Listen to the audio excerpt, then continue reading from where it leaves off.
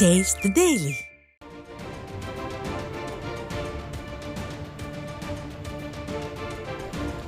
காஞ்சிபுரம் மாவட்டம் ஸ்ரீபெரும்புதூரில் உள்ள சாம்சங் ஆலை தொழிலாளர்கள் உள்ளிருப்பு போராட்டத்தில் ஈடுபட்டிருக்கிறார்கள். இதனை அண்மை செய்தியாக பார்த்து வருகிறோம்.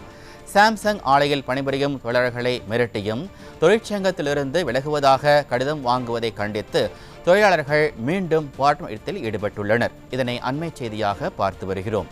ஸ்ரீபெரும்புதூர் அடுத்த சிங்குவார் சத்திரம் அருகே அமைந்துள்ள சாம்சங் இந்தியா தொழிற்சாலையில் நிரந்தர மற்றும் ஒப்பந்த பணியாளர்கள் என 3000க்கும் மேற்பட்ட பணியாளர்கள் பணியாற்றி வருகின்றனர். இங்கு பணியாற்றும் நிரந்தர பணியாளர்கள் தொழிற்சங்க அங்கீகாரம் மற்றும் ஊதிய உயர்வு உள்ளிட்ட கோரிக்கைகளை வலியுறுத்தி கடந்த ஆண்டு இறுதியில் 30 நாட்களுக்கு மேலாக தொடர் போராட்டத்தில் ஈடுபட்டனர். இதன் எதிரொலியாக கடந்த வாரம் தொழிற்சங்கம் அங்கீகரிக்கப்பட்டது.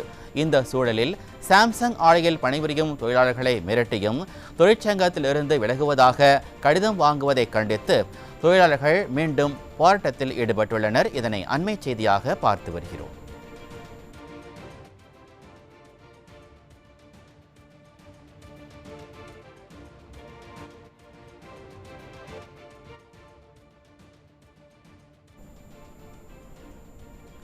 அண்மை செய்தி. காஞ்சிபுரம் மாவட்டம் ஸ்ரீபெரும்புதூரில் உள்ள சாம்சங் ஆலை தொழிலாளர்கள் உள்ளிருப்பு போராட்டத்தில் ஈடுபட்டுள்ளனர்.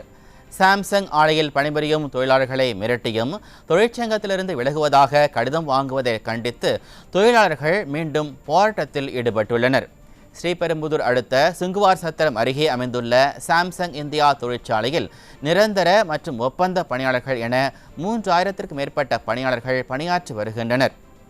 இங்கு பணியாற்றும் நிரந்தர பணியாளர்கள் தொழிற்சங்க அங்கீகாரம் மற்றும் ஊதிய உயர்வு உள்ளிட்ட கோரிக்கைகளை வலியுறுத்தி கடந்த ஆண்டு இறுதியில் 30 நாட்களுக்கு மேலாக தொடர் போராட்டத்தில் ஈடுபட்டனர். இதன் எதிரொலியாக கடந்த வாரம் தொழிற்சங்கம் அங்கீகரிக்கப்பட்டது.